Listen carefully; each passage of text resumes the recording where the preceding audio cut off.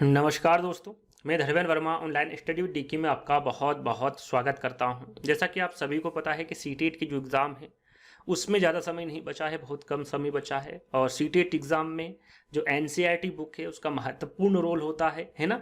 उससे काफ़ी प्रश्न पूछे जाते हैं। तो उसी को देखते हुए यहाँ पर कक्षा 5 की जो आपकी एनसीईआरटी बुक है उसका निचोड़ आपको यहाँ पर बताया जाएगा। 22 अध्याय आपको एक साथ यहाँ पर दिए जाएंगे। यानी सारी जो एनसीईआरटी 5 में जो निचोड़ निकल के आता है, जो सीटेट के लिए इम्पोर्टेंट पॉइंट्स है वो यहाँ पर डिस्कस किए जाएंगे, वो भी अध्याय वाइज है ना। जैसे कि एक अध्याय है उसमें कौन कौन से पॉइंट है वो आपको बताए जाएंगे, फिर दूसरा अध्याय, फिर तीसरा अध्याय। इस प्रकार से इस जो पीडीएफ है आपके सामने, या फिर कह सकते हैं एनसीईआरटी बुक कक्षा 5 का जो संपूर्ण विश्लेषण है वो इस प्रकार से आपको बताया जाएगा। तो स्किप नहीं करना है, वीडियो को पूरा देखना है और अंत में हमें जरूर बताना है कि आज का जो वीडियो है वो आपको कैसा लगा। पीडीएफ आपको कहाँ पर मिलेगी? ऐप में, है ना। हमारा app online study with DK को डाउनलोड कर लीजिएगा, वहाँ पर ये पीडीएफ आपको उपलब्ध हो जाएगी। कैसे उपलब्ध होगी ये मैं यहाँ पर आपको बता देता हूँ। 1 मिनट का समय लूंगा। देखिए, सबसे पहले तो आपको ऑनलाइन स्टडी विद डीके यहाँ पर ये मोनो दिखेगा, इसको डाउनलोड कर लीजिएगा। रेटिंग सबको देना है ना, रेटिंग आप देते नहीं, बहुत कम ने रेटिंग दी है, तो रेटिंग जरूर दे दीजिएगा।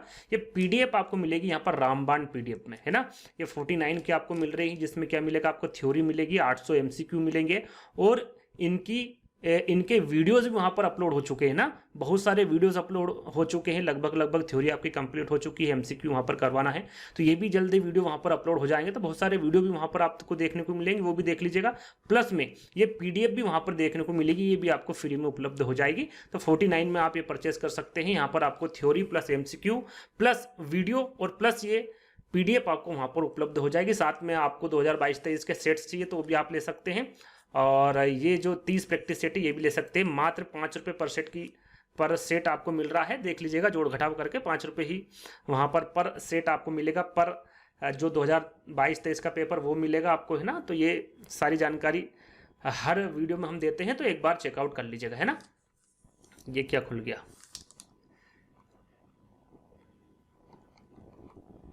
तो ये जो जानकारी है हर वीडियो में देते हैं, तो एक बार चेकआउट कर लीजिएगा। आगे बढ़ते हैं। यदि कोई समस्या आती है तो आप मेरे नंबर जब आप डाउनलोड करेंगे तो वहाँ पर मेरे नंबर मिल जाएंगे, तो उस पर आप मुझे अपनी समस्या बता सकते हैं। चलिए, अब यहाँ पर देखेंगे कि भाई इस पीडीएफ में हम पढ़ेंगे क्या क्या, है ना। तो यहाँ पर जो 22 अध्याय पढ़ेंगे वो इस प्रकार रहेंगे, आप देख सकते हैं। एक अध्याय से लगाकर 22 अध्याय में इनको पढ़ूंगा।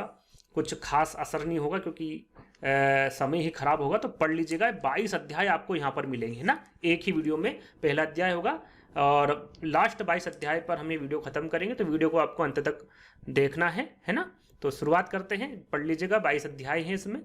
तो सबसे पहले हम कुछ चीज़ें को जान लेते हैं। कुछ चीज़ें मैंने यहाँ पर रखी, कुछ चीज़ें जो इसमें उपलब्ध नहीं है वो मैं यहाँ पर आपको लिखकर बता दूंगा। देखिए, बात करें हम कि मछलियां खतरे की चेतावनी एक दूसरे को किससे देती हैं, इस प्रकार के प्रश्न पूछे जाते हैं। फिर अध्याय की ओर चलेंगे। कुछ पॉइंट मैंने रखे हैं यहाँ पर। तो बिजली और तरंगों से देती, किससे देती है? बिजली और तरंगों से देती है ना। और कुछ जानवर तूफान या भूकंप आने से अजीब हरकत करने लगते हैं। जो लोग जंगल में रहते हैं और जानवर के इस व्यवहार को समझते हैं, वे जान लेते हैं कि भूकंप आने वाला है या कुछ अनहोनी होने वाली है। कुछ जानवर ऐसे होते हैं, आपको याद होगा 2004 में भूकंप आया था, सन 2004 में दिसंबर के माह में, है ना। उसमें क्या हुआ था, जो सुनामी आई थी, उससे कुछ समय पहले जो जानवरों के अजीब व्यवहार और उनके द्वारा दी गई चेतावनी भरी आवाजों को अंडमान के जो खास आदिवासी होते हैं, जो जनजाति होती है, वो समझ गए थे और उन्होंने अपना जंगल खाली कर दिया था, जिससे कि उनकी जान बच गई थी। आपको यदि याद होगा तो। और ये याद रखिएगा कब हुआ था सुनामी, ये कब आई थी? 2004 में। ये भी पूछा जा सकता है, सन आपको याद रखना है ना। कब आई थी? दिसंबर में, है ना। ये ध्यान रखिएगा। तो ये क्या रहते हैं, जो जानवर होते हैं कुछ खास तरीके के अजीब निकालते हैं, वो जो हरकतें होती हैं वो करने लगते हैं, जिससे कि पता चलता है कि यहाँ पर कुछ अनहोनी होने वाली है। तो ये पॉइंट आपको ध्यान में रखना है। अगले पॉइंट की बात करें कि जंगल में ऊंचे पेड़ पर बैठा लंगूर पास आती मुसीबतों, जैसे कि यदि शेर आ गया, चीता आ गया या फिर और कोई सी मुसीबत आ गई, तो उसे देखकर एक खास आवाज निकालकर अपने साथियों को संदेश देता है। इस काम के लिए पक्षी भी खास आवाजें निकालते हैं। यानी कि कहने का मतलब है, कुछ वैज्ञानिक का यह भी दावा होता है कि हर पक्षी की अपनी आवाज होती है। जैसे कि हम बातचीत करते हैं, हमारी एक आवाजें होती हैं, इस प्रकार से हर एक पक्षी, हर एक जानवर की अपनी आवाज होती है। तो ये वैज्ञानिकों को मानना है। आगे हम उस पर डिस्कस करेंगे। आगे बात करें कुछ जानवर जो होते हैं उनके सोने का समय एग्जाम में पूछा जाता है, जैसे कि ऑनलाइन एग्जाम में पूछा गया था, अभी हाल ही में ऑफलाइन एग्जाम हो गई आपकी सीटेट, तो उसमें पूछा गया था कि हाथी कितने घंटे सोता, तो याद रखिएगा मात्र 2 घंटे सोता है। जिराफ कितने घंटे सोता है, ये भी 2 घंटे सोता है। गाय कितने घंटे सोती है, तो ये 4 घंटे सोती है। बिल्ली कितने घंटे सोती है, तो 12 घंटे सोती है। स्लॉथ 17 घंटे सोता है। और अजगर कितने घंटे सोता है, 18 घंटे सोता है। ये आपको सोने का समय याद कर लेना है, स्क्रीनशॉट ले लीजिएगा, जब भी आपको समय मिले एक बार दोहरा लीजिएगा, है ना। या फिर ये पीडीएफ तो आपको हमारे ऐप के माध्यम से उपलब्ध हो जाएगी, डाउनलोड कर लीजिएगा। चलिए आगे बढ़ते हैं। जो जानवर होते हैं उनमें भी देखने, सुनने, सूंघने और महसूस करने की शक्ति होती है ना। कोई जानवर मीलों दूर से शिकार को देख लेता है, तो कोई हल्की हल्की हार्ट से सुनकर पता कर लेता है, तो कोई जानवर अपने साथी को सूंघ कर ढूंढ लेता है, ये होता है आपका कुत्ता, है ना। आगे हम बात करेंगे एक एक करके। जो हल्की आहट से सुन लेता है, पता कर लेता है कि भाई ये जो हल्की आहट है ये किसी जानवर के कारण हो रही है या फिर हवा के झोंके से, यानी कि हवा के कारण हो रही है, तो ये बाघ है ना। तो ये सारी जानकारी हम आगे आपको देंगे। तो ये जानवर जो होते हैं वो देखने, सूंघने और महसूस करने की शक्ति भी जानवरों में होती है ना। इसके बाद कैसे पहचाने साथी को, इसके बाद में हम अध्याय वाइज आपको बताएंगे। तो कैसे पहचाने साथी को, चींटियां कैसे पहचानती, कुत्ता, मच्छर, तो इन तीनों के बारे में बात करेंगे। चींटियों के बारे में पूछा जाता है ना। तो चींटियां चलते हुए अपने पीछे खास किस्म का गंध छोड़ती है, किस प्रकार का, खास किस्म का, और उसका नाम क्या है, फेरोमोनस, है ना। इसका नाम याद रख लीजिएगा। इसके कारण आपने देखा होगा जो चींटियां होती है वो एक के पीछे एक के पीछे एक चलती रहती है ना। तो गंध की वजह से चलती है। इसी गंध के कारण चींटियों को पता चलता है कि वो किस ओर उन्हें जाना है ना। इसी गंध की वजह से, कौन सी गंध है ये, फेरोमोनस। अब कुत्ते की बात करें तो कुत्ते के बारे में तो सभी को पता होगा। ये सड़कों पर कुत्तों की अपनी अपनी जगह बटी होती है, जिसे इलाका कहते हैं ना। एक कुत्ता दूसरे कुत्ते के मल मूत्र की गंध से जान लेता है कि उसके इलाके में बाहर का कुत्ता आया था या नहीं, है ना। तो मल मूत्र के द्वारा कौन पहचान लेता है, सूंघ कर, है ना, जिसको बोलते हैं हम, तो ये कुत्ता है। मच्छर की हम बात करें तो मच्छर तुम्हारे शरीर की गंध खासकर पैरों के तलवे और तुम्हारे शरीर की गर्मी से ढूंढ लेता है। रातों में आप लाइट भी बंद कर देते हो, सब कुछ बंद रहता है ना, अंधेरे रहता है, फिर भी आपने देखा होगा जो मच्छर होता है वो ज्यादातर आपके पैरों में काटता है ना। देखा होगा आपके पैरों के पास भिनभिनाता रहता है। तो ये एक खास तरह की जो गंध होती है अपने पैरों की, उसकी वजह से वो वहां पर मंडराता रहता है और वहीं पर बार बार अटैक करता नहीं, काटता रहता है ना। बाकी शरीर पर भी काटता, लेकिन ज्यादातर पैरों पर आपने देखा होगा। आगे हम बात करेंगे, अब अध्याय वाइज चलेंगे। पहला आपका अध्याय है कैसे पहचाना चींटी ने दोस्त को, है ना। तो यहाँ पर देखिए आपने एनसीईआरटी बुक को देखा होगा, काफी बहुत बड़ा चैप्टर है। तो वहाँ जो इंपोर्टेंट पॉइंट्स है उन्हीं को वहां से निकाला गया है, जो कि आपके सीटेट के लिए इंपोर्टेंट है। तो आवाजें अलग अलग, है ना। इसका कैसे पहचाने चींटी के दोस्तों को, इसमें जो फैक्ट हैं, जो भी इंपॉर्टेंट है सीटेट के लिए, वो सारी चीजें इसमें आपको बताई जाएगी कि कुछ पक्षी अलग अलग खतरों के लिए अलग अलग आवाजें निकालते। जैसे उड़कर आने वाले दुश्मन के लिए एक तरह की आवाज और जमीन पर चलकर आने वाले के लिए दूसरी तरह की आवाज, यानी कि उड़कर यदि आने वाला जो दुश्मन है, खतरा दिख रहा है, तो उसके लिए अलग आवाज निकालेंगे, और जमीन पर चलकर कोई जो दुश्मन आ रहा है या फिर उनको जिससे खतरा है, जो जमीन पर चलकर आ रहा है, तो उसके लिए वो अलग आवाज निकालते हैं। बहुत से जानवर किसी खास मौसम में गहरी नींद में चले जाते हैं, वो होती है आपकी छिपकली, है ना। सीटेट एग्जाम में पूछ लिया जाए आपसे कि भाई वो कौन सा जानवर है जो सर्दियों के दिनों में अचानक कहीं गुम हो जाता है, तो वो है आपकी छिपकली। याद रखिएगा, छिपकली सर्दियों के दिनों में आपको नहीं दिखती, आपने देखा होगा, है ना। वो अचानक गुम हो जाती क्योंकि वो गहरी नींद में चली जाती है। अब बात करें, डॉल्फिन भी अलग अलग तरह की आवाजें निकालती है और एक दूसरे से बात करती है। वैज्ञानिक का यह मानना है कि जानवरों की भी एक पूरी भाषा होती है, आवाजें निकालते हैं। जैसे कि मैंने थोड़ी देर पहले आपको बताया था, अलग अलग जानवरों की अपनी पूरी भाषा होती है, ऐसा वैज्ञानिकों का मानना है।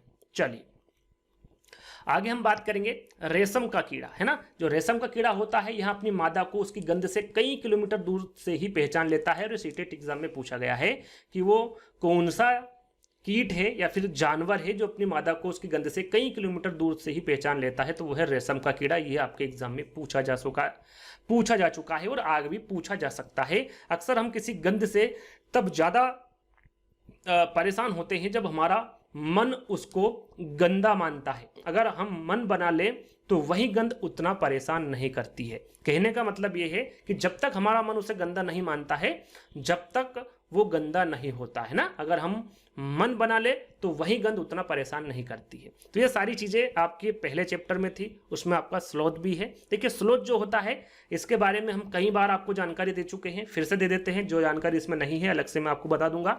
तो देखिए यहाँ पर ये जिस पेड़ पर रहता है उसके पहले जो स्लोथ होता है वो कैसा दिखाई देता है, भालू जैसा जानवर है। कैसा है? भालू जैसा। ही पूछा जाता है ना कि भालू जैसा कौन है, तो याद रखिएगा वो स्लोथ है। कौन है?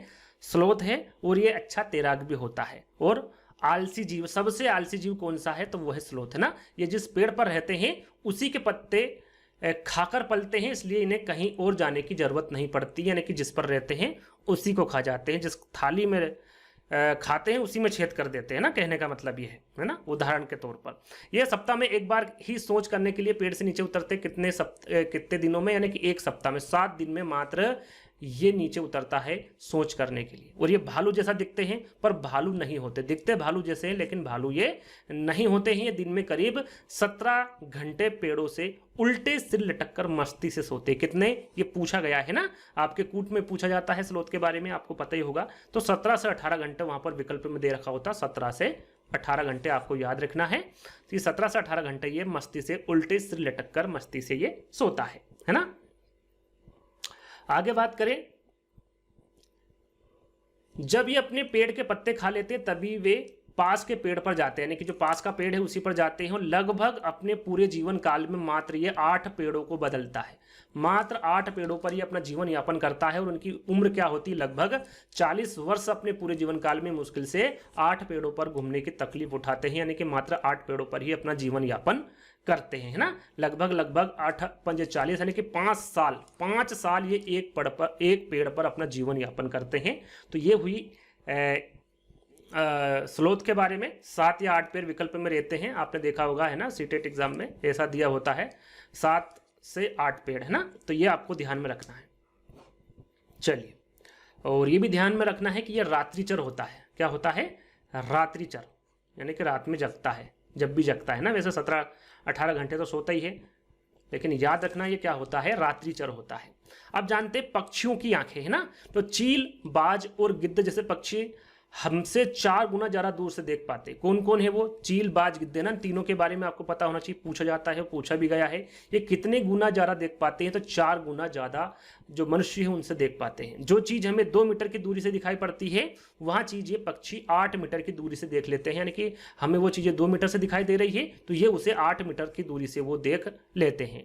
ज्यादातर पक्षियों की आंखें उनके सिर के दोनों तरफ होती हैं। पक्षी एक ही समय में 2 अलग अलग चीजों पर नजर डाल लेते हैं। जब ये बिल्कुल सामने देखते हैं तब इनकी दोनों आंखें एक ही चीज पर होती है। यहां पर इससे पहले मैं आपको बता दूं 2-3 प्रश्न पूछे गए हैं और पूछे ही जाते हैं कि भाई अपनी गर्दन को आगे पीछे, है ना, ज्यादातर मतलब कि लगभग 270 डिग्री पूछा जाता है कि 270 डिग्री तक अपनी गर्दन कौन सा जानवर, कौन सा पक्षी घुमा लेता है, तो वो है आपका उल्लू।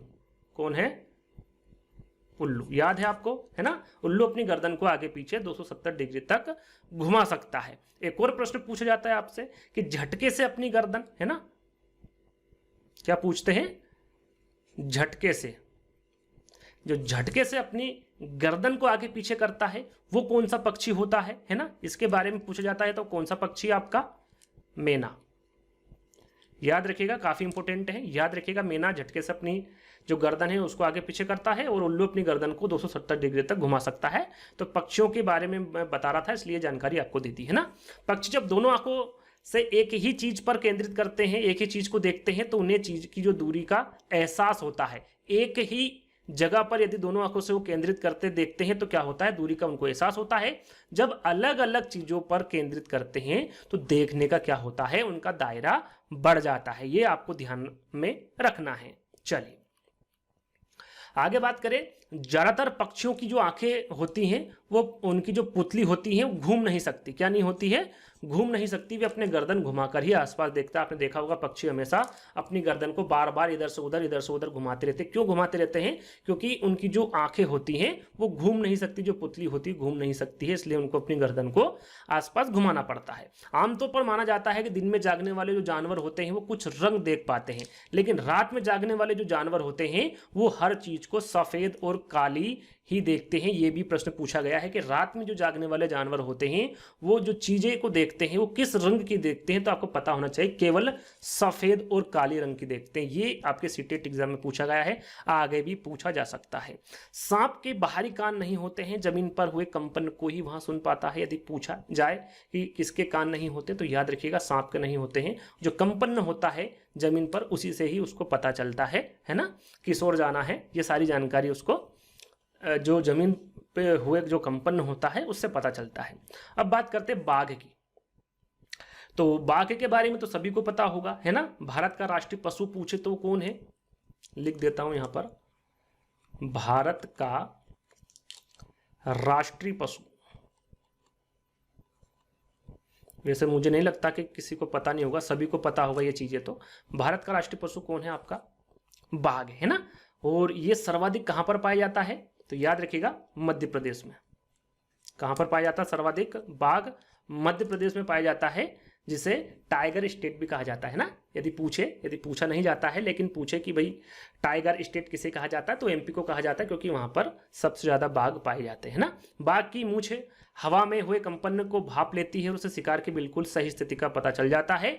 इससे इन्हें अंधेरे में रास्ता ढूंढने में भी मदद होती है। किससे? मूंछों से, है ना। उनकी जो मूंछें हैं उनसे ये चीजें बिल्कुल उसको क्लियर हो जाती है और ढूंढने में भी मदद होती, किसमें? अंधेरे में। और बाघ अंधेरे में हमसे कितने गुना बेहतर देख सकता है? तो 6 गुना। याद रखिएगा कितने गुना? 6 गुना। कूट में आपसे पूछा जा सकता है, कभी 4 गुना दे दिया जाता है विकल्प में, 2 गुना, 8 गुना, 10 गुना। तो याद रखना है कितने गुना बेहतर देख सकता है? 6 गुना बेहतर देख सकता है ना। और इनकी उम्र की बात करें कि भाई बाघ की जो उम्र होती लगभग वो कितनी होती है, तो इनकी जो उम्र होती है लगभग वो होती 26 साल।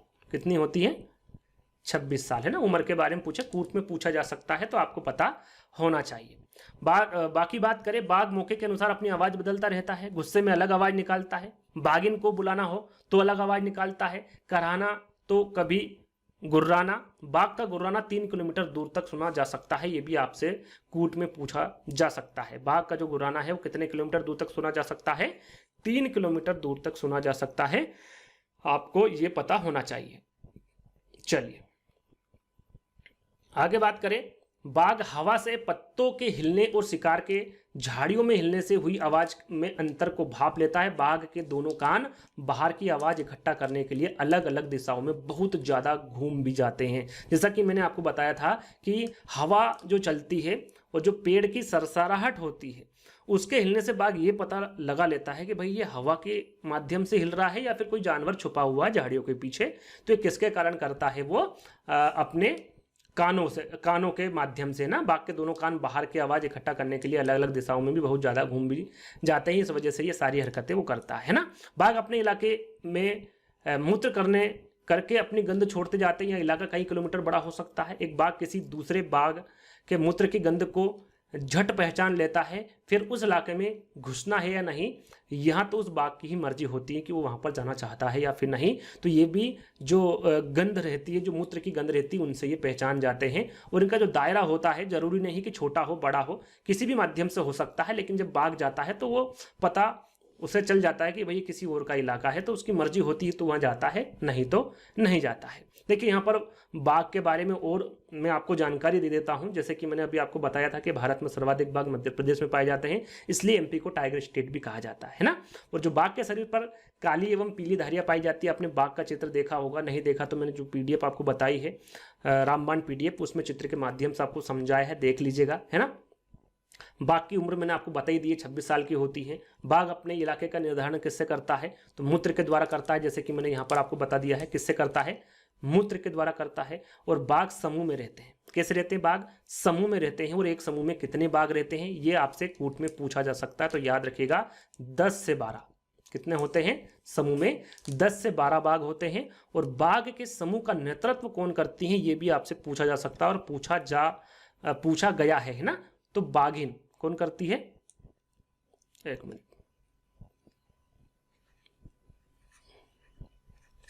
है ना, कौन करती है, बाघ के समूह का नेतृत्व बाघिन करती है। और बाघ का जो नर बच्चा होता है वो किस उम्र में अपने समूह को छोड़ देता है, ये भी पूछा जा सकता है। तो मैं यहां पर लिख देता हूं 3 से 4 साल, है ना, 3 से 4 वर्ष। जैसे कि आपका हाथी हो गया, उसमें भी पूछा जाता है, बाघ में भी पूछा जाता है, शेर में भी पूछा जाता है। तो आपको पता होना चाहिए जो उम्र होती है बाघ के नर बच्चे की, वो 3 से 4 वर्ष की उम्र में अपने ये समूह को छोड़ देता है। और बाघ के जन्म के समय जो बच्चा होता है वो कितने ग्राम का होता है, यानी कितने किलोग्राम का होता है, तो वो होता है आपका 2 से 2.5 किलो का, 2 से 2.5 किलोग्राम का वो बच्चा होता है। ये भी आपको ध्यान रखना है। बाघ की दहाड़ मैंने आपको बता ही दी है, 3 किलोमीटर दूर तक सुनाई देती है। बाघ अंधेरे में भी अपनी मूंछों के माध्यम से रास्ता बना लेता है, इसके बारे में मैंने आपको जानकारी दे दी है। जो बाघ होता है वो जंगल में पत्तियों में जो सरसराहट होती है हिलने के कारण दूर से ही पहचान लेता है कि जो पत्तियों के हिलने का सरसराहट है किसी जीव के कारण है या फिर हवा के कारण है। ये मैं आपको थोड़ी देर पहले बता दिया हूं।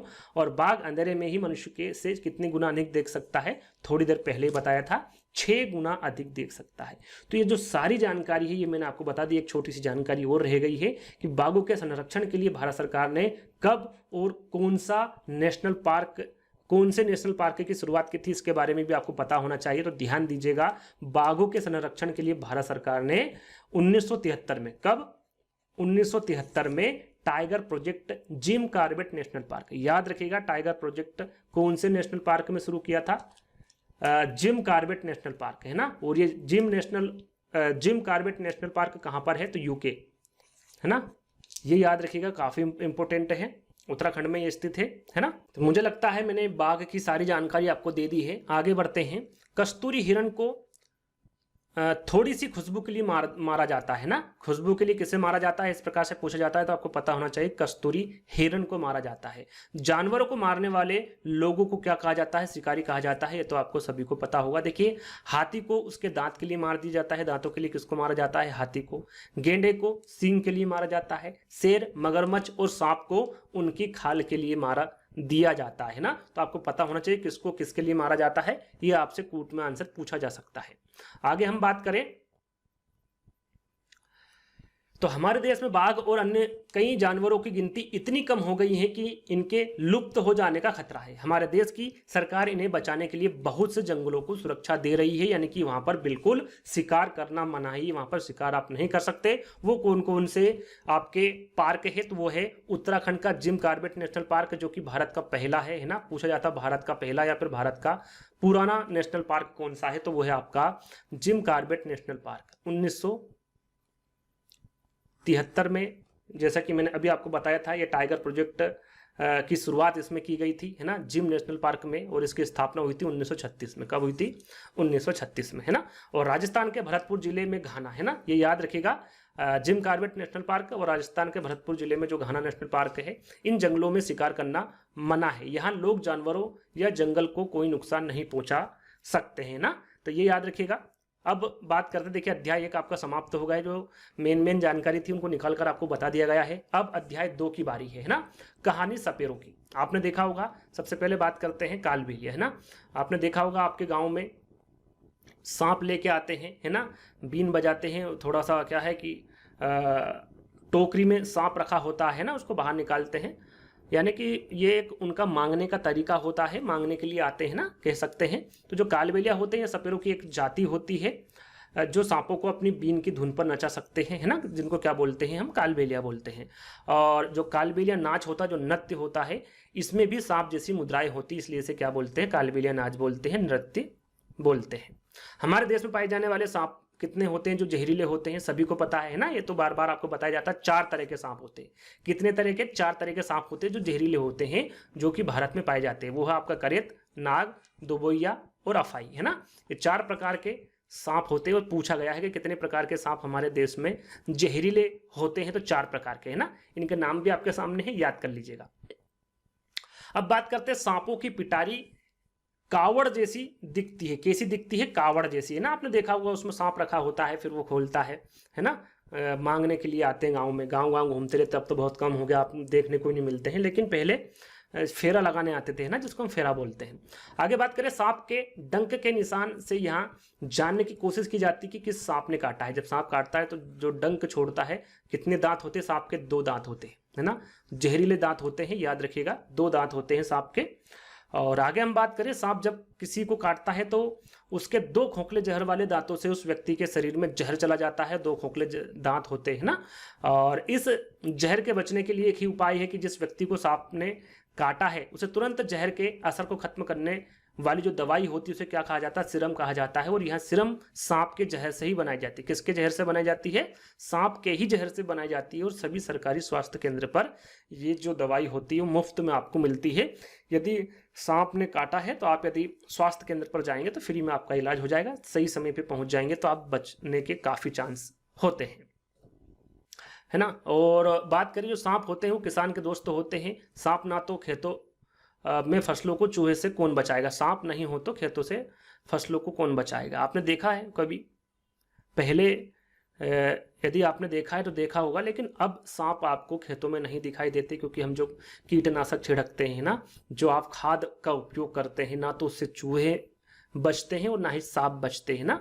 हम किस दिशा में जा रहे हैं हमें खुद नहीं पता है ना। बहुत सारी चीज़ें ऐसी होती जो किसानों को पता नहीं होती हैं और धड़ल्ले से चलने देते हैं ना। इधर कीटनाशक छिड़क रहे हैं, उधर खाद दे रहे हैं, उस वजह से क्या होता है, ना तो सांप दिखाई दे रहे हैं और ना ही चूहे दिखाई दे रहे हैं। इससे हमारी ये जो संरचना है वो काफ़ी प्रभावित हो रही है। उस पर हम बाद में बात करेंगे।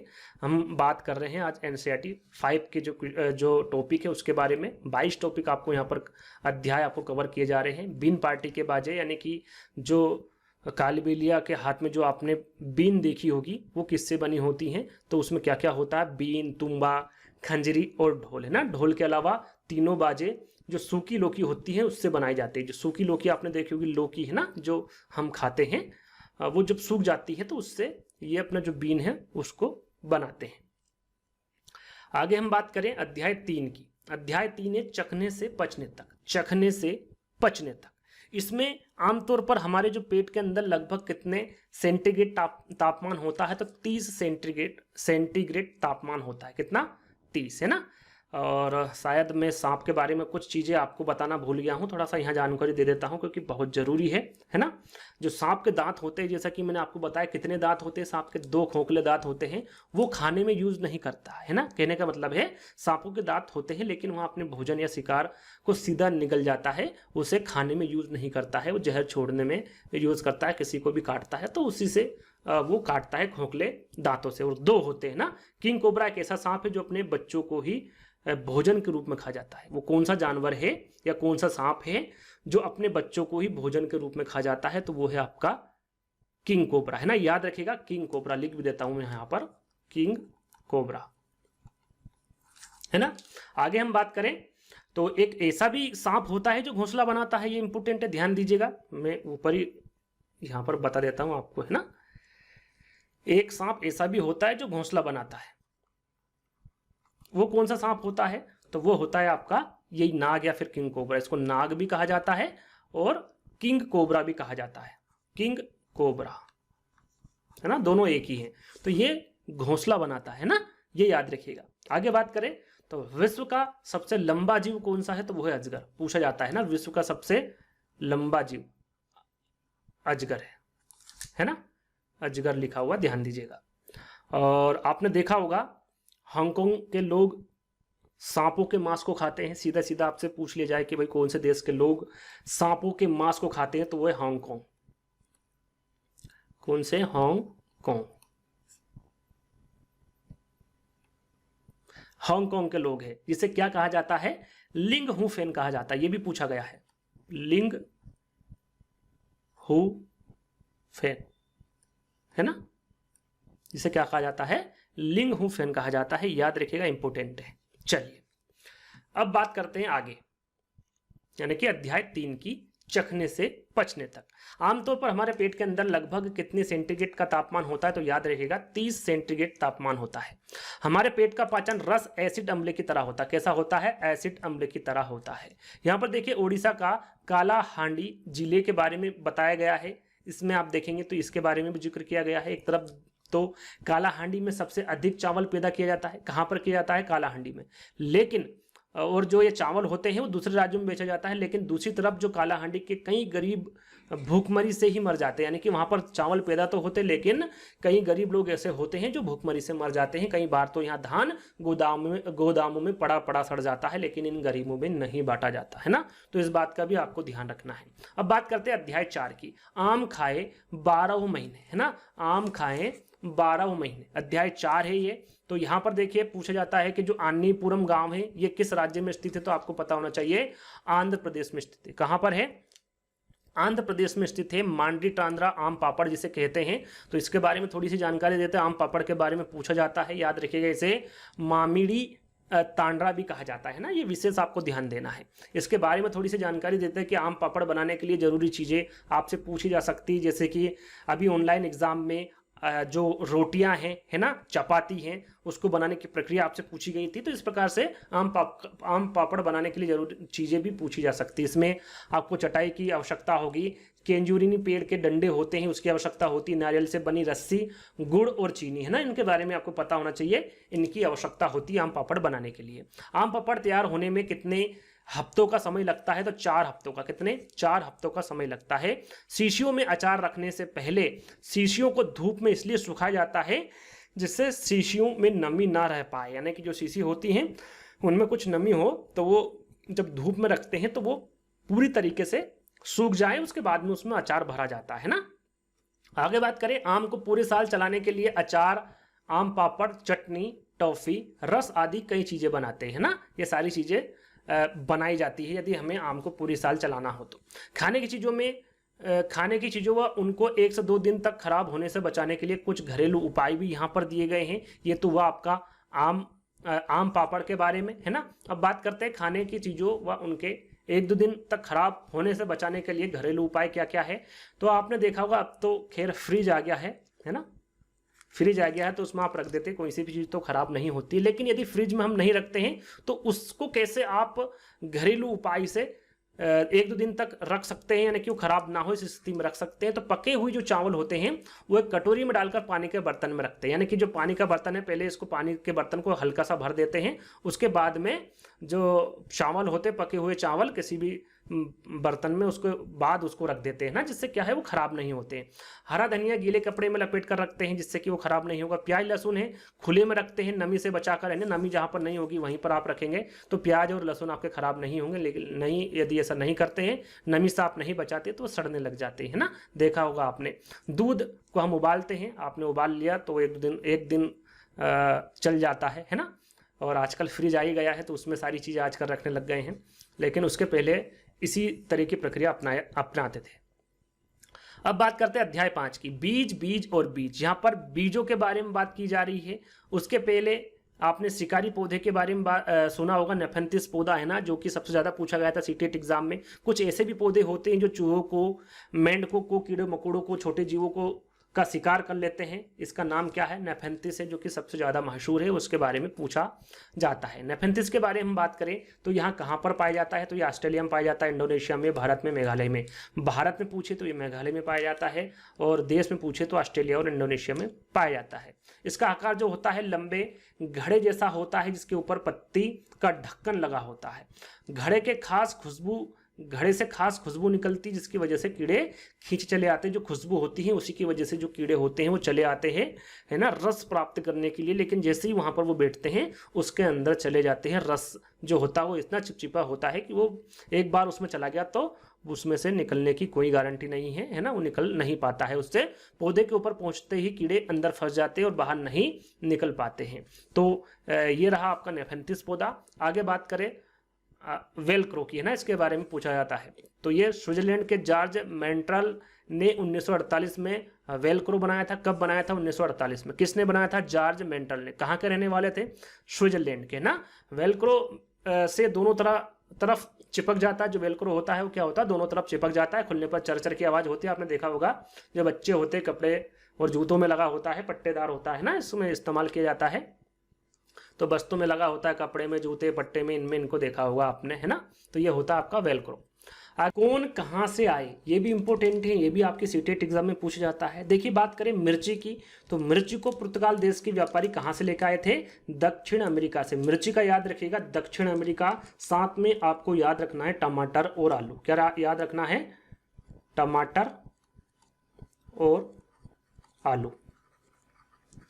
मिर्ची के साथ साथ टमाटर और आलू भी कहां से आए थे? हमारे भारत में दक्षिण अमेरिका से आए थे। याद रखिएगा। चाय की बात करें तो हमारे देश में ही ये उपलब्ध है, ये असम में ही है ना। सोयाबीन कहां से लेकर आए थे भारत में? चीन से लेकर आए थे। कहां से? चीन से लेकर आए थे सोयाबीन, है ना। भिंडी और कॉफी के बारे में पूछा जाता है। भिंडी का बीज और कॉफी अफ्रीका से लेकर आए थे। गोभी मटर कहाँ से आई है? आपकी यूरोप से आई है, ये याद रखिएगा, काफ़ी इंपॉर्टेंट है। कौन कहाँ से आए, ये आपके सीटेट एग्जाम में पूछा जाता है। साथ में हमारे भारत की बात करें, हमारे देसी माल की बात करें तो आपका बैगन है, मूली है, सेब है, करेला, आम, संतरा, बेर, केला, पालक, परवल, परमल की जो सब्जी होती है ना, उसके बारे में बात की जा रही। टिंडा और मेथी, ये सभी क्या देसी है, यानी कि भारत में पहले से ही उपलब्ध है ना। ये कहीं से भी नहीं लाई गई है, भारत में ही उपलब्ध है। तो ये सारी चीज़ें के बारे में आपको पता होना चाहिए। चाय जो है वो असम में होती है, जिसके बारे में आपको सभी को जानकारी है ना।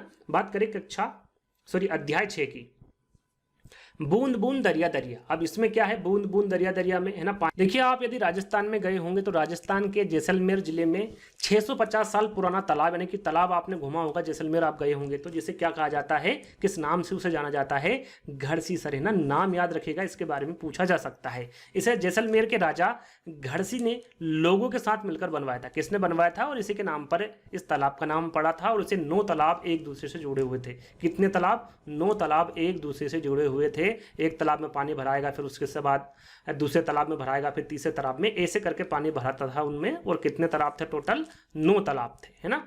बात करें अलबरूनी की यहाँ पर, तो अलबरूनी जिस देश से भारत आए थे उसे आजकल किस नाम से जाना जाता है? क्या कहते हैं उसे? उज्बेकिस्तान कहते हैं। क्या कहते हैं उसे? उज्बेकिस्तान कहते हैं।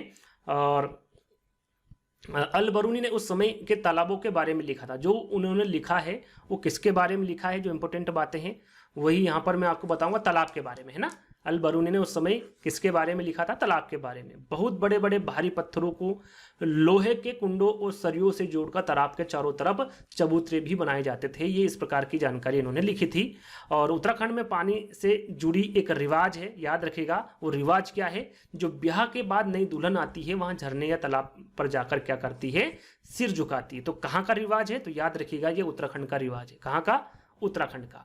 बावड़ी को सीढ़ीदार कुआं भी कहते हैं, ये पूछा गया है। सीढ़ीदार कुएं को क्या कहते हैं? सीधा सीधा प्रश्न पूछा गया था आपके सीटेट एग्जाम में, तो उसे क्या कहा जाता है? बावड़ी कहा जाता है। क्या कहा जाता है? बावड़ी, है ना, याद रखेगा। आगे हम बात करें 1986 में जोधपुर और आसपास के इलाकों में जब सूखा पड़ा था, तब भूली बिसरी बावड़ियों को एक बार फिर से याद किया गया था। कब याद किया गया था? 1986 में किया गया था, जब जोधपुर के इलाकों में सूखा पड़ा था, है ना। ये भी ध्यान में आपको रखना है।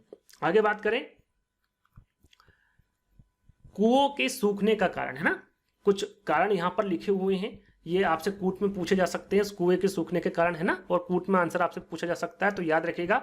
कई जगह मोटर लगाकर जमीन का पानी निकाला जा सकता है, जैसे ट्यूबवेल कहते हैं ना, होल जिसे हम कहते हैं, उसके बारे में यहाँ पर बताया गया है। तालाब जिसमें बारिश का पानी इकट्ठा होता है अब नहीं रहे। तालाब की बात की जा रही है। तालाब अब देखने को बहुत कम मिलते हैं, है ना। पेड़ों के आसपास और पार्क में भी जमीन को पक्का कर दिया गया है। आपने देखा होगा कहीं पर भी पक्की जमीनें कर दी जाती है ना। घर भी आप बनाते हैं तो वहाँ पर भी आसपास जो ज़मीन है उसको कच्चा नहीं रहने देते, उसको भी आप सीमेंट कर देते हैं या फिर किसी प्रकार से उसे पक्का कर देते हैं, जो कि बहुत गलत है। घर का पानी जो गिरता है उसके लिए आपको ऐसा नहीं करना चाहिए। कुछ जगह आपको खाली छोड़ देना चाहिए जिससे कि पानी जमीन में चला जाए, है ना। इस प्रकार की चीज़ें भी आपको देखना है, खुद से भी करना है।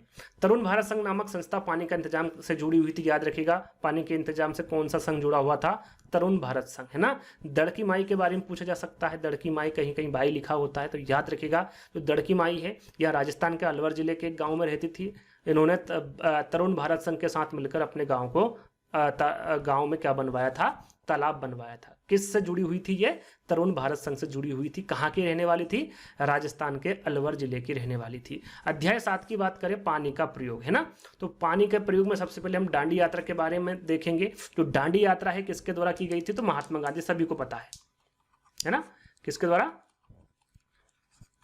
महात्मा गांधी जी के द्वारा की गई थी, उसके बारे में यहाँ पर सारी जानकारी दी हुई है। यहाँ पर आप देख सकते हैं, यह घटना कब की है, 1930 की। कब की है घटना ये, 1930 की ये घटना है, भारत की आज़ादी से पहले की बात है ना। बहुत सालों से अंग्रेजों ने आम लोगों के नमक बनाने पर रोक लगाई हुई थी। ऊपर से नमक पर भारी टैक्स भी लगा दिया था। इस कानून से तो लोग अपने घर में के इस्तेमाल के लिए भी नमक नहीं बना सकते थे। यानी कहने का मतलब है घर पर नमक नहीं बना पा रहे थे। क्यों नहीं बना पा रहे थे? क्योंकि उस पर भारी टैक्स लगा दिया था। साथ में जो अंग्रेज है उन्होंने नमक बनाने पर भी रोक लगा दी थी। इस पर क्या किया था, महात्मा गांधी जी ने दांडी यात्रा की थी, है ना। और ये जो गांधी जी ने लोगों के साथ मिलकर अहमदाबाद से दांडी के समुद्र तट तक एक लंबी यात्रा की थी और इस गलत कानून को क्या करा था, तोड़ा था, है ना। किसने तोड़ा था? गांधी जी ने।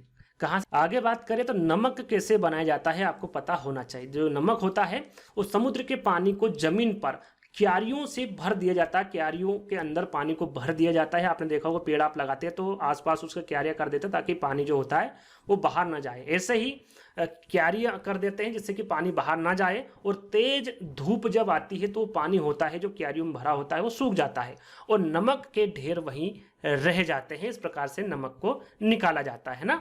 मृत सागर, वैसे तो सभी सागरों के पानी में नमक होता है लेकिन मृत सागर इतना नमकीन की लगभग 1 लीटर पानी में कितना ग्राम नमक होता है? 300 ग्राम नमक सबसे ज़्यादा नमक होता है मृत सागर में। और ये पूछा भी जाता है 1 लीटर पानी में लगभग कितना नमक प्राप्त कर सकते हैं आप? 300 ग्राम नमक प्राप्त कर सकते हैं ना। क्या इतना नमकीन पानी चख भी पाओगे? बहुत ही कड़वा लगेगा। सबसे मजे की बात तो यह है कि मृत सागर में हम ऐसे तैर सकते हैं जैसे आराम से लेटे हो। यानी कि वहां पर तैरने की आवश्यकता नहीं होती। आप जैसे पानी में जैसे लेट भी जाओगे तो आप डूबोगे नहीं, ऊपर तैरते रहोगे, है ना। तो ये एक खास बात है, तो याद रखिएगा। आगे हम बात करें 8वें अध्याय की, तो मच्छरों की दावत है ना। ये आपका 8वां अध्याय है। इसकी हम बात करें तो मलेरिया है ना। मच्छरों की दावत में मलेरिया मादा मच्छर जिसे एनाफिलिस से फैलता है ना। जो मलेरिया है वो किससे फैलता है? मादा मच्छर से, एनाफिलिस से फैलता है ना। याद रखेगा, ये तो आपको पता ही होगा। मलेरिया की जो दवा है इसकी बात करें तो मलेरिया की दवा बहुत पुराने समय में सिनकोना पेड़ की छाल से बनाई जाती थी। पहले तो लोग छाल को उबालकर और छानकर ही इस्तेमाल करते थे, लेकिन अब छाल की क्या होती है, बनाई जाती है, दवाई बनाई जाती है ना।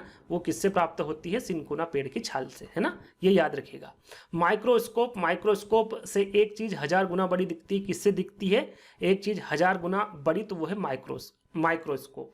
एनीमिया, खून में हीमोग्लोबिन या फिर आयरन की कमी से कौन सा रोग हो जाता है? तो एनीमिया रोग हो जाता है ना। यदि आपसे पूछे कि खून में हीमोग्लोबिन या फिर आयरन की कमी से कौन सा रोग होता है तो वो एनीमिया रोग हो जाता है।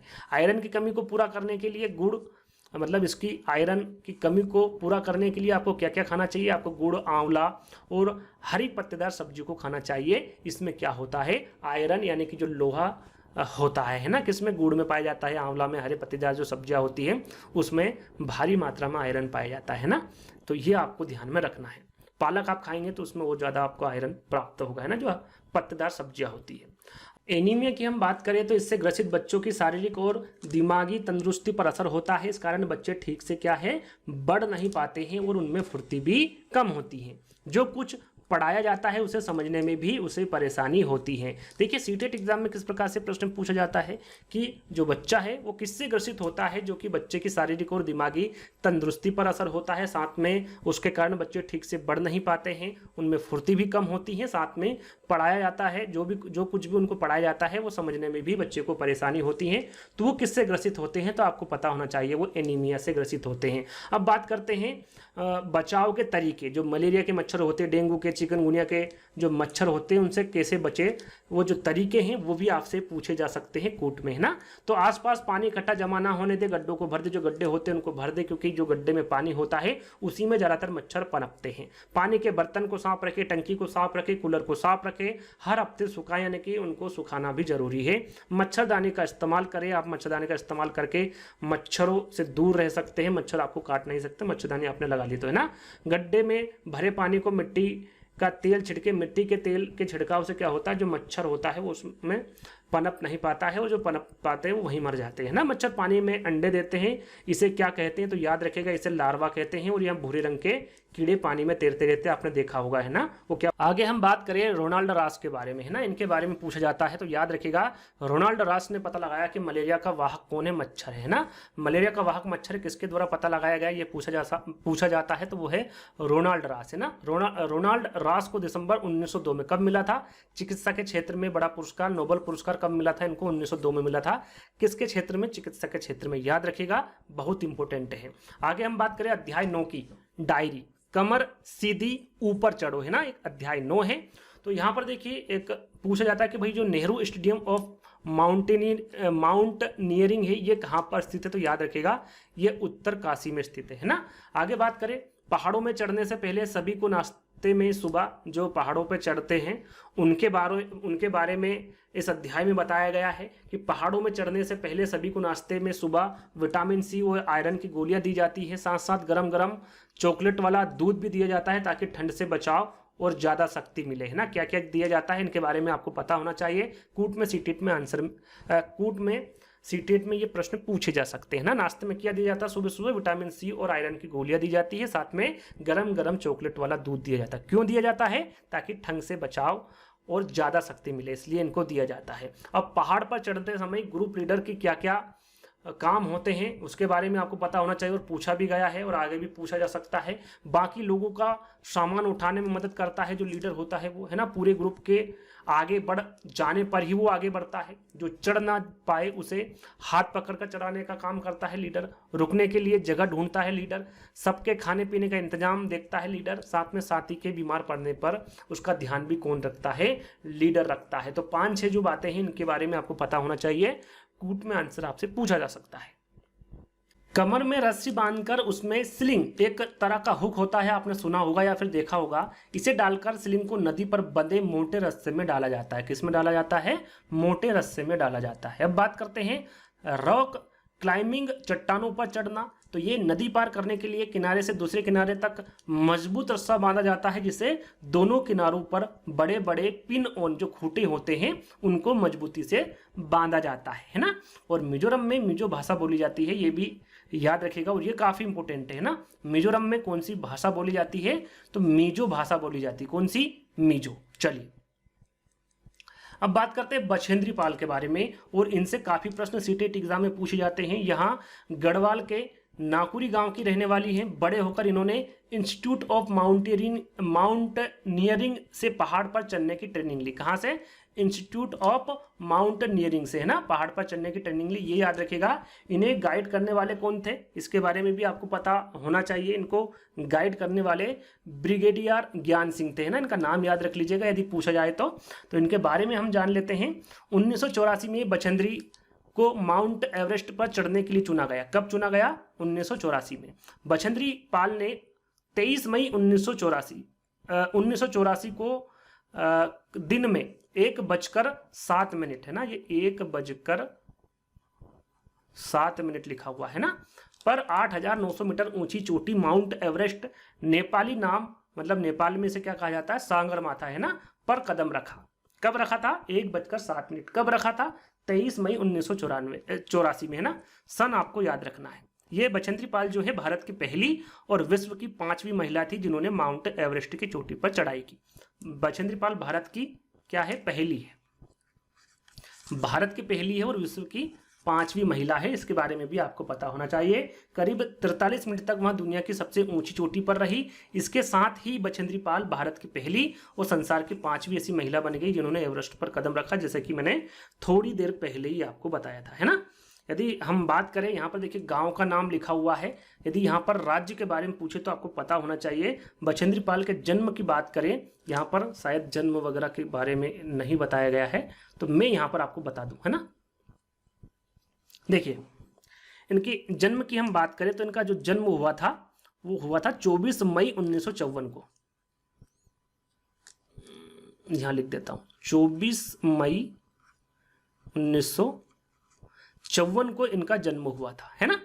और ये उत्तर भारतीय राज्य उत्तराखंड में उत्तरकाशी जिले के नकुरी गांव में रहती थी। कहाँ पर? उत्तराखंड, याद रखिएगा, उत्तराखंड में उत्तरकाशी जिले में। और उत्तरकाशी जिले में कहाँ पर? गढ़गांव के नाकुरी गांव में, है ना, इनका जन्म हुआ था। और बात करें इनके बारे में, और सारी बातें मैंने बताई दी है ना। माउंट एवरेस्ट के बारे में दिया हुआ है? नहीं दिया हुआ है ना। अब हम बात कर लेते हैं माउंट एवरेस्ट के बारे में, थोड़ी सी मैं आपको जानकारी दे देता हूँ। देखिए, माउंट एवरेस्ट कहाँ पर स्थित है, क्योंकि पूछा जाता है, तो ये नेपाल में है। कहाँ पर है? नेपाल में। अभी तक डाउनलोड नहीं किया, डाउनलोड कर लीजिए, काफ़ी महत्वपूर्ण प्रश्नों का संग्रह है ना ऑनलाइन स्टडी विद डीके के ऐप में, है ना। एक बार डाउनलोड करके जरूर चेकआउट करिएगा, है ना। माउंट एवरेस्ट कहाँ पर स्थित है? नेपाल में स्थित है। इसकी ऊंचाई कितनी है? देखिए, इसकी ऊंचाई है आपकी 8,848 मीटर, है ना। कहीं कहीं 8,850 भी दे रखा है।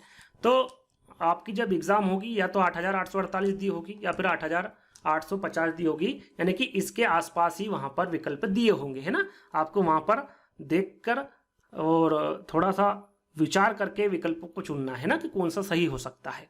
तो 8,848 जहां देंगे वहां 8,850 नहीं देंगे, और जहां पर 8,850 देंगे वहां पर 8,848 मीटर आपको देखने को नहीं मिलेगा, है ना। विकल्प कुछ इस तरीके से दिए होंगे।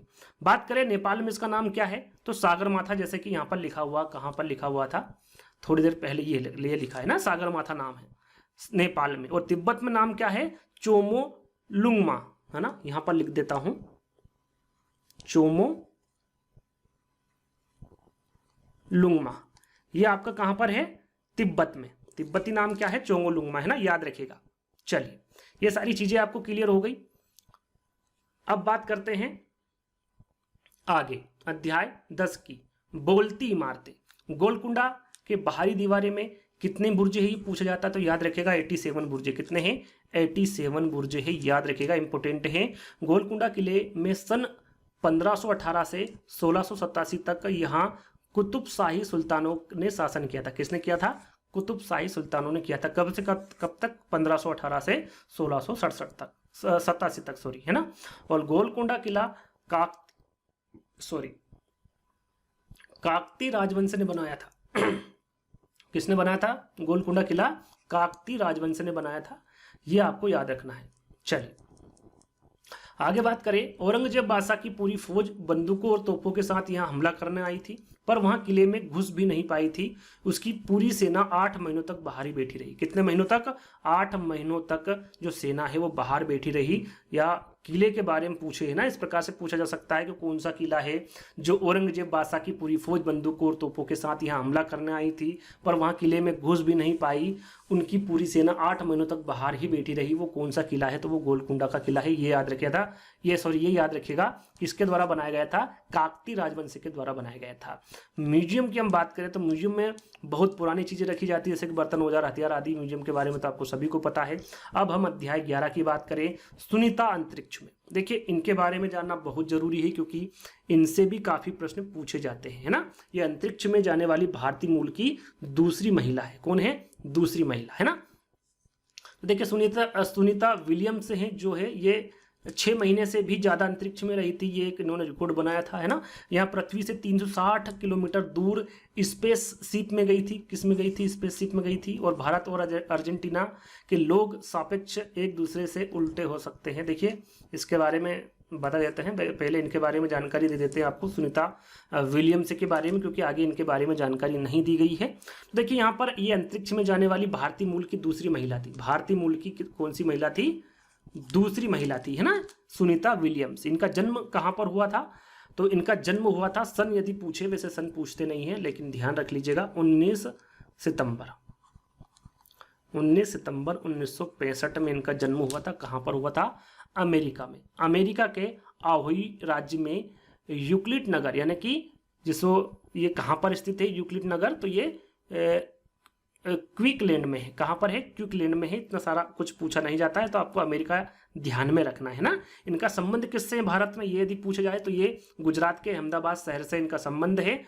और ये 360 किलोमीटर दूर स्पेस में गई थी, जैसा कि यहाँ पर लिखा हुआ है। साथ में इन्होंने 195 दिनों, यानी कि जो 6 महीने यहाँ पर लिखे हैं, दिन पूछे तो कितने दिन? 195 दिनों तक अंतरिक्ष में रहने का विश्व रिकॉर्ड स्थापित किया था। 95 दिन, है ना, ध्यान रखिएगा।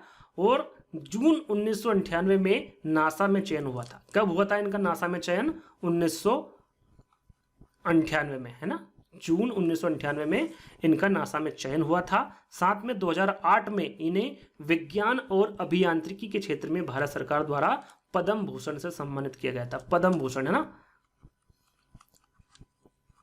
इनको पद्म भूषण से भी सम्मानित किया गया है। कब किया गया है? 2008 में, है ना, ये ध्यान में रखना। 16 अप्रैल 2007 को अंतरिक्ष में मैराथन दौड़कर ऐसा करने वाली विश्व की पहली महिला बनी। यदि पूछे कि भाई अंतरिक्ष में मैराथन दौड़ने वाली पहली विश्व की महिला कौन सी, तो वो भी आपकी सुनीता विलियम्स से है। ध्यान रखिएगा, कब सन पूछा जाता है, यहाँ पर तारीख वगैरह नहीं पूछी जाती। 2007 आपको याद रखना है ना। इतनी सारी जो जानकारी थी मैंने आपको दे दी है। आगे अब हम बढ़ेंगे। अब देखिए अंतरिक्ष की कुछ मजेदार बातें यहां पर आपको बता दूं। नील आर्मस्ट्रांग सन 1969 में नील आर्मस्ट्रांग चांद पर उतरने वाले सबसे पहले व्यक्ति थे। कौन थे? Neil Armstrong. याद रखिएगा, चांद पर उतरने वाले सबसे पहले व्यक्ति के बारे में आपको सभी को पता होगा, ये आर्मस्ट्रांग है। और अंतरिक्ष में एक जगह टिक कर तो बैठ ही नहीं सकते हैं, यान में एक जगह दूसरी जगह तैरते हुए पहुंचते हैं, है ना। आपने देखा होगा, काफी वीडियोस में आपने देखा होगा, है ना। पानी भी पीते हैं तो वो भी उड़ता रहता है वहां पर, है ना।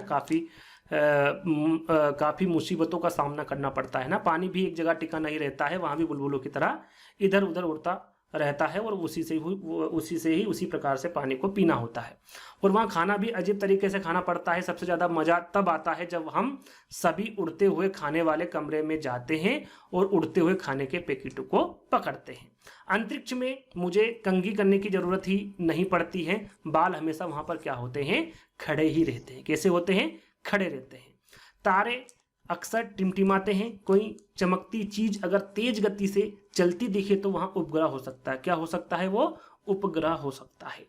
टूटता तारा उल्का पिंड वहां होता है जो पृथ्वी के वायुमंडल में आते ही जल जाता है। पृथ्वी के वायुमंडल में क्या है? आते ही जल जाता है। उसे क्या कहते हैं? उल्का पिंड या फिर टूटता तारा कहते हैं। अब अध्याय 12 की बात करें, खत्म हो जाए तो, है ना। तो इसमें अहमदाबाद से लगभग 18 किलोमीटर अड़ाजल की बावड़ी है। ये याद रखिएगा, अहमदाबाद से लगभग कितने किलोमीटर?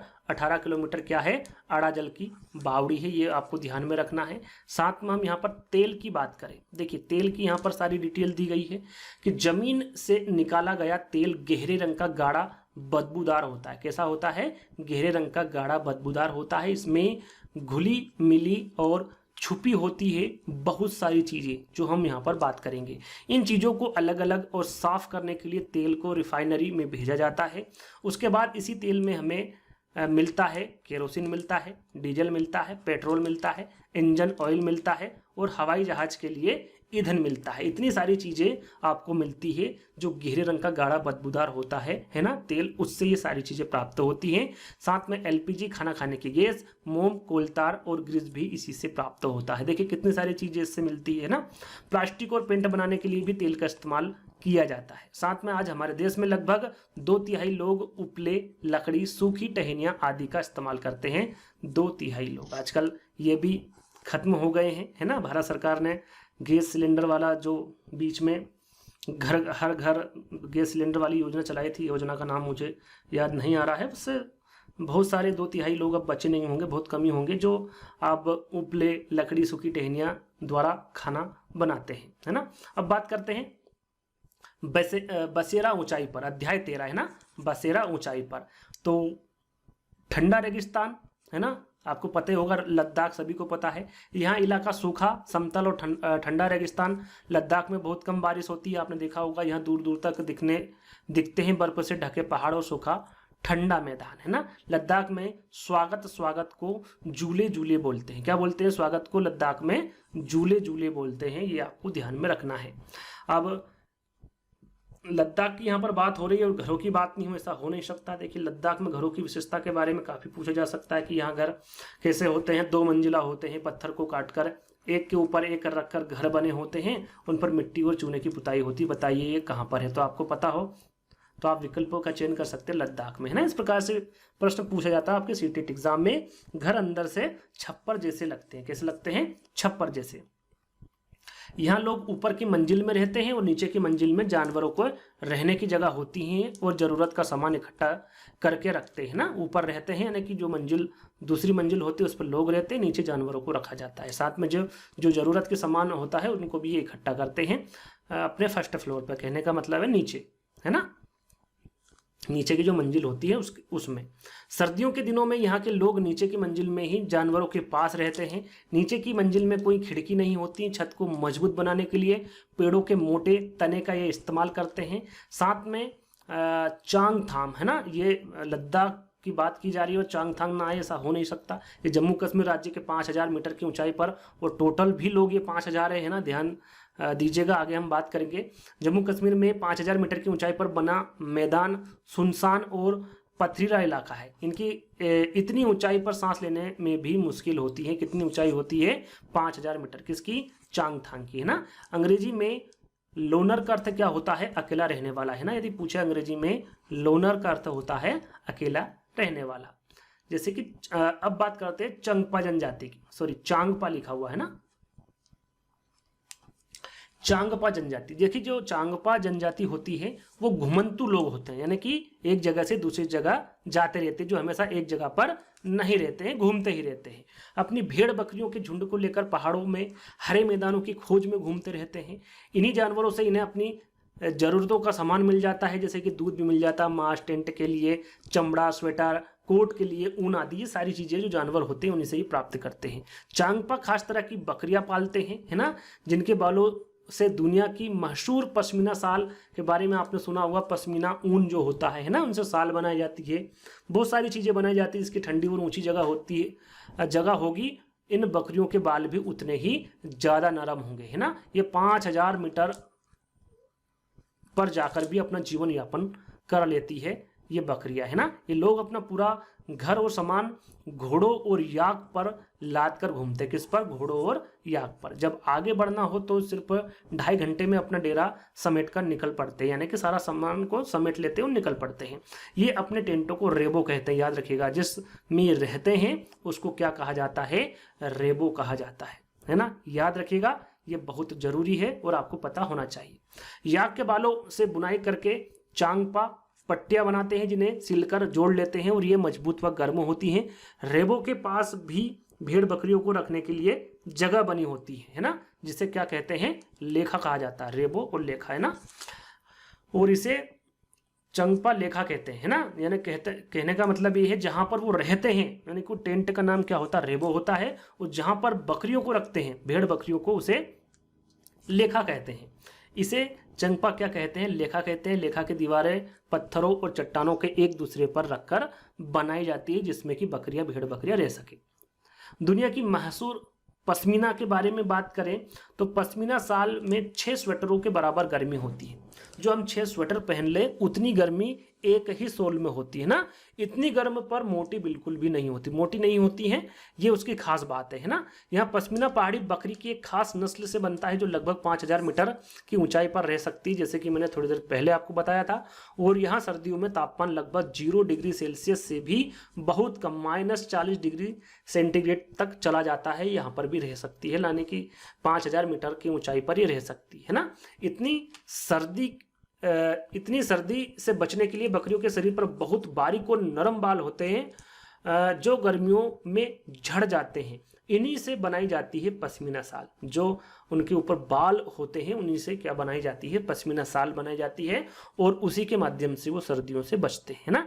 इनके बाल इतने पतले होते हैं, इनके 6 बाल मिलाकर हमारे सिर के 1 बाल की मोटाई बराबर होते हैं। हमारे बाल भी कितने पतले होते हैं, लेकिन हमारा 1 बाल और उनका 6 बाल मिला दे तब जाके हमारा 1 बाल बनता है। इतने पतले होते हैं उनके बाल, है ना।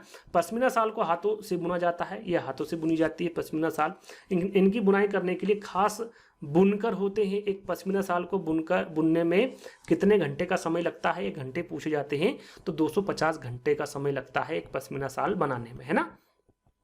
आगे बात करें चंगपा की जो भाषा होती है वो चांगथांग का मतलब है ऐसी जगह जहाँ बहुत कम लोग रहते हैं। टोटल कितने रहते हैं, इनकी जो संख्या होती है वो लगभग 5000 की होती है ना, ये इसका मतलब होता है चांगथांग, है ना। आगे बात करें, ऊंचाई पर जाने में हवा में ऑक्सीजन की मात्रा कम होती है, इसलिए ऊंचाई पर सांस लेना मुश्किल होता है। पहाड़ों पर चढ़ने वाले कई बार ऑक्सीजन सिलेंडर भी ले जाते हैं। डल झील में तैरते हुए घरों को शिकार बोलते हैं। क्या बोलते हैं, डल झील में तैरते हुए घरों को शिकार बोलते हैं, इस बात का आपको ध्यान रखना है। श्रीनगर में बाहर से आए टूरिस्ट हाउस बोट में रहते, कहाँ पर रहते हैं वो, हाउस बोट में रहते हैं। हाउस बोट की जो लंबाई होती है वो 80 फीट होती है। कितनी होती है, 80 फुट का होता है, 80 फुट तक होती है। तथा बीच की जो चौड़ाई होती है वो होती है 8 से 9 फुट। कितनी होती है, 8 से 9 फुट। लंबाई में 80 फीट और इसकी जो चौड़ाई होती है वो 8 से 9 फीट की होती है ना। कश्मीरी लोग अपने खाने के लिए रोटी घर में नहीं बनाते हैं, इसे दुकान या बेकरी से ही खरीदते हैं। इसलिए कश्मीर के हर गली के कूचे में दिखती है एक बेकरी। कहने का मतलब है वो घर में रोटियां नहीं बनाते हैं, दुकान या फिर बेकरी से ले लेते हैं, इसलिए हर गली में आपको एक ना एक बेकरी दिख जाएगी। यहाँ के पुराने घरों की खासियत ये है, जालीदार खिड़कियां, ये बाहर की ओर उभरी होती हैं।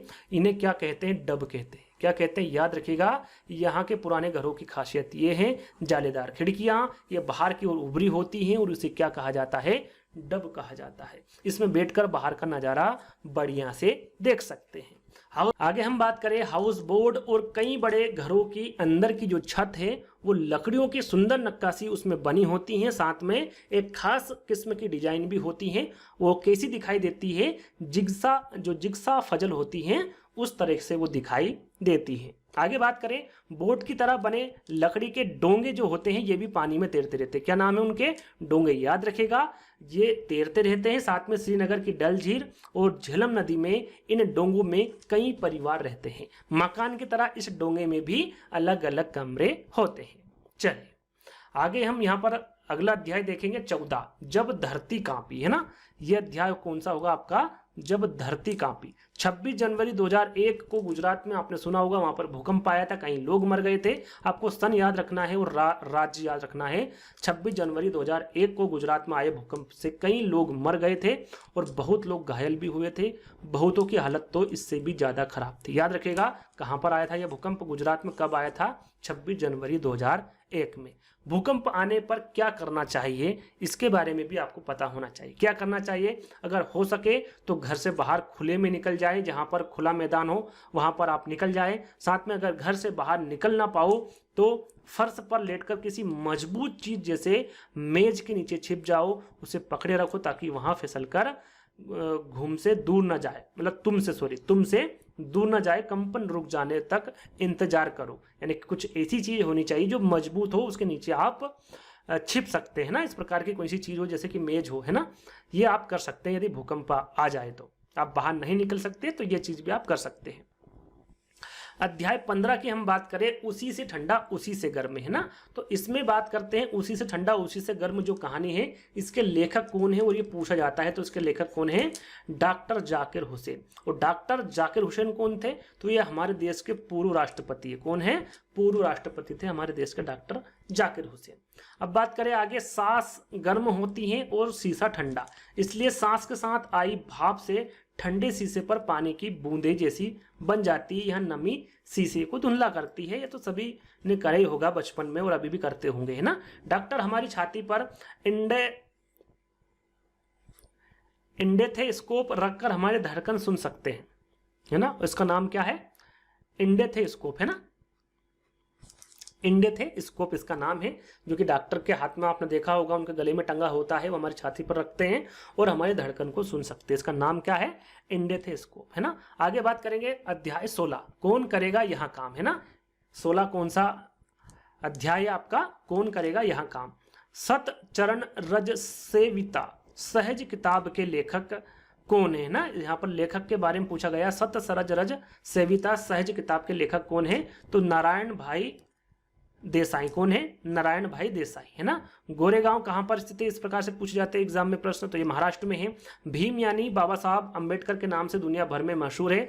आजादी के बाद बाबा साहब की अगुवाई में हमारे देश में संविधान तैयार किया गया, किसके अगुवाई में, तो सभी को पता है बाबा साहब अंबेडकर की अगुवाई में, है ना।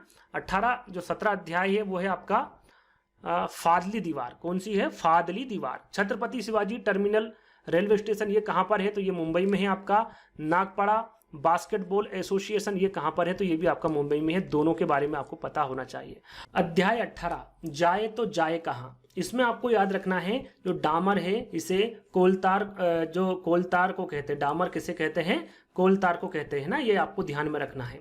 18-19 से किसानों की कहानी बीज की जुबानी है ना। 1 ग्राम, जो 1 ग्राम है ये कहाँ पर स्थित है? तो ये गुजरात में स्थित है ना, गुजरात लिखा हुआ है। कहाँ पर स्थित है 1 ग्राम? गुजरात में स्थित है। साथ में यहाँ पर देखिए उधुयु है ना, ये काफ़ी पूछा जाता है आपके सीटेट एग्जाम में, तो इसके बारे में आपको पता होना चाहिए कि सर्दियों में खेत में ही ताज़ी सब्जियों को मसालों के साथ एक मटके में भरते और उसको सील बंद कर देते हैं। जो मटका है उसको भर देते हैं, फिर उसको ऊपर से ढक देते हैं ना। कोयले के अंगारों में मटके को उल्टा रखकर सब्जी को पकाया जाता है। इस पकी सब्जी को क्या कहते हैं? उधुयु कहते हैं। क्या कहते हैं? उधुयु कहते हैं। सब्जी पहले मटके को भर देते हैं, फिर उसे ढक देते हैं, उसके बाद में उसे जो कोयले होते हैं, उन जो कोयले के अंगारे होते हैं उस पर उल्टा करके सब्जियों को पकाते हैं ना, उसे क्या कहा जाता है? उधुयु कहा जाता है। और गुजरात में उधुयु का मतलब क्या होता है? उल्टा, यानी कि उल्टा कर देते हैं मटके को, इसलिए उधुयु उसको कहा जाता है और उसका मतलब भी उल्टा होता है।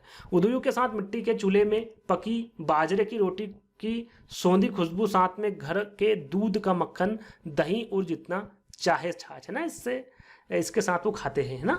तो केचुए की बात करें, केचुए जमीन में छेद बनाते रहते हैं जिससे जमीन पोली हो जाती है। इन केचुओं के मल से जमीन उपजाऊ बनती है और इन्हें किसानों का मित्र भी कहते हैं ना। केचुए के बारे में आपको सभी को पता होगा। क्रोटन पौधे के बारे में जान लेते हैं। यहाँ पौधा फसल के साथ बोया जाता है, जो यहाँ बताने में समर्थ है कि फसल को कब पानी की आवश्यकता होती है। इसकी जड़ें अधिक नीचे तक नहीं जाती। जब यहाँ पौधा मुरझाने लगता है तो किसान को पता चल जाता है कि फसल को पानी की आवश्यकता है। इसकी पत्तियाँ रंग बिरंगी होती हैं, यानी कि जो क्रोटन का जो पेड़ होता है उसकी जो जड़ें होती हैं बहुत कम होती है, यानी कि वो नीचे जाती नहीं है। तो जो पानी की आवश्यकता है वो कैसे पता चलती है? ये मुरझाने लगता, सूखने लगता है ना, इससे पता चल जाता है कि भैया अब हमारी जो ज़मीन है, हमारी जो फसल है, उसे पानी की आवश्यकता है। फिर जो किसान होता है वो पानी की पूर्ति कर देता है ना। अब बात करते हैं अध्याय 19 की, किसके जंगल, है ना। कुड़ुक भाषा बोली जाती है, कहाँ पर बोली जाती है इसके बारे में आपको पता होना चाहिए, काफ़ी पूछा गया प्रश्न है। कुड़ुक भाषा जो है ये झारखंड में बोली जाती है ना। सूर्यमणि का संबंध पूछा जाता है, किससे? सूर्यमणि का संबंध झारखंड जंगल बचाओ आंदोलन से। किससे? जंगल बचाओ आंदोलन। तोरांग, तोरांग का मतलब पूछा जाता है कुड़ुक भाषा में। तोरांग का मतलब क्या होता है?